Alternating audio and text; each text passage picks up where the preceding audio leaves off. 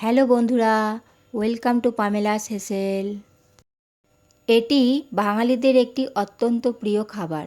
অনুষ্ঠান বাড়ির এঁচোড় চিংড়ি কেন এত সুস্বাদু হয়, তো আজকে আমি সেই রেসিপিটাই আপনাদের সাথে শেয়ার করতে চলে এসেছি। তো কথা না বাড়িয়ে তোমরাও দেখে নাও রেসিপিটা আমি কেমন করে বানিয়েছি। জাস্ট একবার বাড়িতে বানিয়ে দেখো এবং রেজাল্ট নিজের হাতে পেয়ে যাবে। তো আর বেশি কথা বাড়াবো না, তো তোমরা দেখে নাও অনুষ্ঠান বাড়ির মতন এঁচোড় চিংড়ি ঘরে তোমরা কিভাবে বানাতে পারবে। আমরা যখন বাজার থেকে এঁচোড় কিনি তখন বাজার থেকেই এগুলো কেটে দেওয়া হয়, তো বাড়িতে এনে কাটাকুটি করার কোনো ঝামেলা থাকে না। তো চলো ডাইরেক্ট রান্নাটা শুরু করে দেওয়া যাক।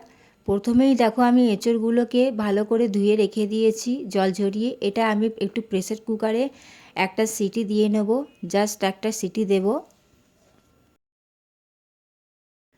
আর সামান্য আমি এর মধ্যে একটু জল অ্যাড করেছি। যতটা জল দরকার সেদ্ধ হওয়ার জন্য প্রেসার কুকারে ঠিক ততটাই সামান্য জল দিয়েছি। আমার চ্যানেলে আরও অনেক রেসিপি আছে, তোমরা চাইলে সেগুলো দেখে নিতে পারো বন্ধুরা। তোমাদের যদি আমার আজকের রেসিপি ভালো লাগে তাহলে অবশ্যই আমাকে একটা লাইক কমেন্ট করে জানাবে, এবং তোমরা যারা নতুন, যারা এখনও আমার চ্যানেলটি সাবস্ক্রাইব করোনি, তারা অবশ্যই আমার চ্যানেলটি সাবস্ক্রাইব করে আমার পাশে থেকো। তোমরা যদি আমার পাশে থাকো তাহলে আমাকেও তোমাদের পাশে পাবে।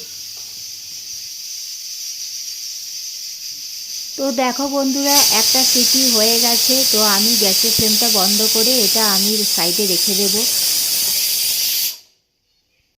অন্যদিকে আমি একটা কড়া বসিয়ে দিয়েছি, তার মধ্যে আমি পরিমাণ মতন সর্ষের তেল দিয়েছি এবং এই তেলের মধ্যেই একটু সামান্য নুন আর হলুদ গুঁড়ো দিয়েছি।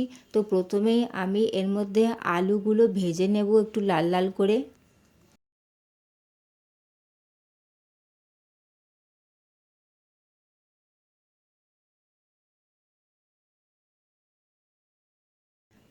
দেখো বন্ধুরা, আলুগুলো ভাজা হয়ে গেছে, তো আমি এখন তেল থেকে আলুগুলো তুলে নেব।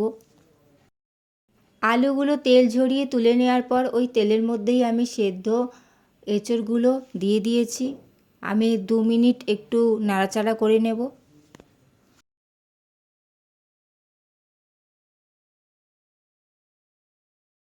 2 মিনিট ভেজে নেওয়ার পর আমি এই তেলের মধ্যেই চিংড়ি মাছগুলো দিয়ে দিয়েছি। অলরেডি এর মধ্যে তো নুন হলুদ দেওয়াই আছে, তো আলাদা করে আমি আর দিইনি। আর বেশি ভাজার দরকার নেই, না হলে চিংড়ি মাছগুলো চামড়া হয়ে যাবে।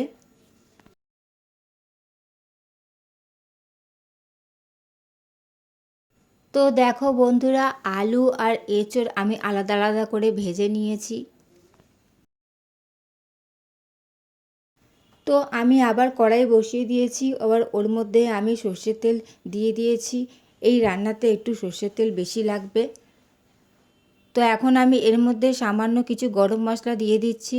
তার মধ্যে আছে এলাচ, লবঙ্গ, দারচিনি আর 2টো তেজপাতা। ফোড়ন থেকে মিষ্টি একটা গন্ধ বেরিয়ে গেছে। এখন আমি এর মধ্যে 3টে মিডিয়াম সাইজের পেঁয়াজকে ছোট ছোট কুচি করে রেখেছিলাম, সেইটা পুরোটাই আমি অ্যাড করে দিচ্ছি। এই রান্নাটা পুরোটা একদম মাংসের মতন প্রসেসেই করতে হবে, তবে গিয়ে এটা অনুষ্ঠান বাড়ির মতন টেস্ট আসবে। তো দেখো বন্ধুরা, পেঁয়াজগুলো ভালো করে ভাজা হয়ে গেছে, তো এখন আমি এর মধ্যে আদা, রসুন আর কাঁচা লঙ্কার পেস্ট অ্যাড করে দিচ্ছি।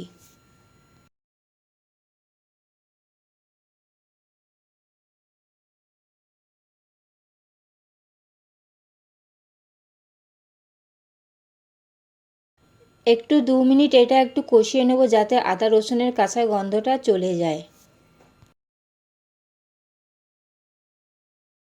তো তোমরা দেখতেই পাচ্ছ আদা রসুনের সাথে পেঁয়াজটা ভালো করে কষানো হয়ে গেছে।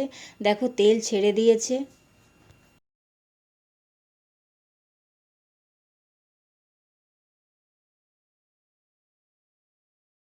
এখন আমি এর মধ্যে 2টো টমেটোকে কুচি করে রেখেছিলাম, সেইটা আমি অ্যাড করে দিচ্ছি। টমেটোর সাথে আদা রসুনটা আমি 2 মিনিট কষিয়ে নেব। দেখতেই পাচ্ছ তোমরা টমেটোটা একদম পুরো গলে গেছে। এখন আমি কিছু গুঁড়ো মশলা অ্যাড করে দেব।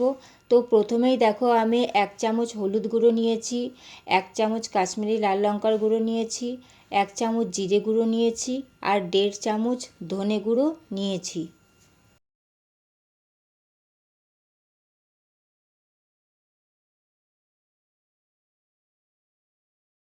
সাথেই পরিমাণ মতো নুন অ্যাড করে দিচ্ছি। এইবার তেল না ছাড়া অবধি মশলাগুলোকে আমি সুন্দর করে একটু কষিয়ে নেব।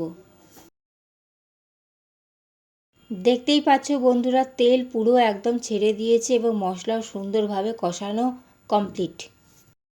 আমার চ্যানেলে আরও অনেক রেসিপি আছে, তোমরা চাইলে সেগুলো দেখে নিতে পারো। তোমাদের যদি আমার আজকের রেসিপিটা ভালো লাগে তাহলে অবশ্যই আমাকে একটা লাইক কমেন্ট করে সেটা জানাবে।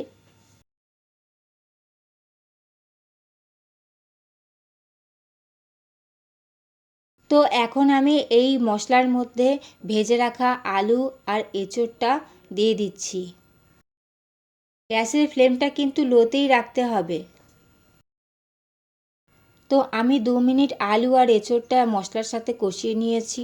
তো এখন আমি এর মধ্যে আগে থেকে ভেজে রাখা চিংড়ি মাছগুলো পুরোটাই অ্যাড করে দিচ্ছি।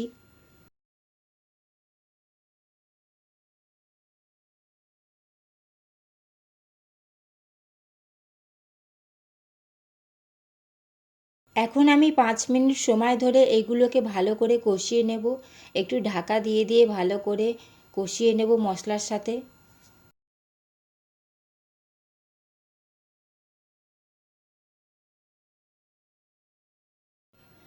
তো দেখো এঁচোড়টা পুরো কষানো হয়ে গেছে, দেখো তেল ছেড়ে দিয়েছে। তো এখন আমি এর মধ্যে একটু সামান্য গরম জল অ্যাড করে দিচ্ছি।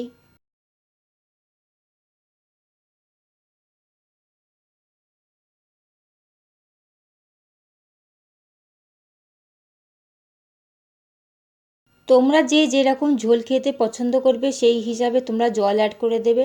তো আমি 10 মিনিটের জন্য ঢাকা দিয়ে রেখে দিচ্ছি।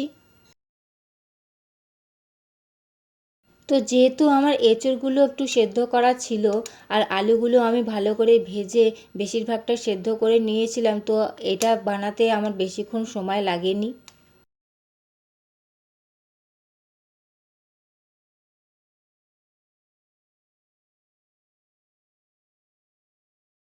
তো নামানোর আগে আমি এর মধ্যে একটু গরম মশলা অ্যাড করে দিচ্ছি।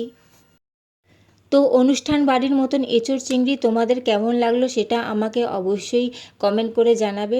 তো দেরি না করে তোমরাও একদিন ট্রাই করে ফেলো এঁচোড় চিংড়ি।